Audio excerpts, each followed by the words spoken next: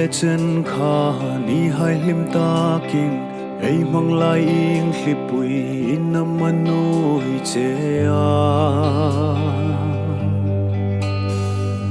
imin hersan nel hi valdang trang amo mangai na sem dar thi lâu ni mo ana nghe kan nei sun ma ngai na karo sum karunin mo ilong na ding atling zo sino mo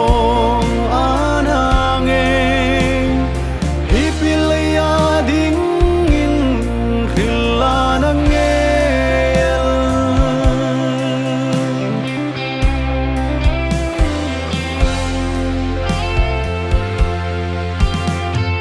bule bal sum le pai zonga do le ral kara sing khul ka cham lai nge in mo kakung val dang in nortir mo khila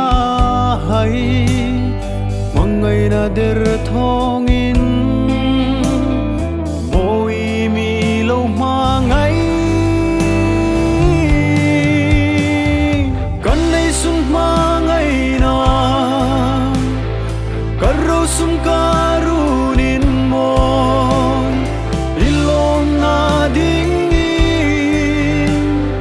atling zo sino mo anang hipilaya ding in khilanang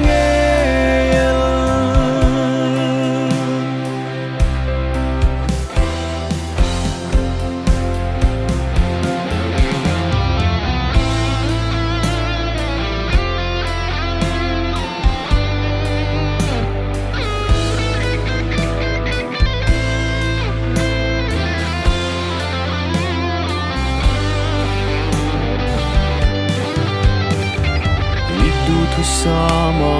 lengdang kumai ros parlik puisi chun umbei seitano ro itop hunding khri noin langkhom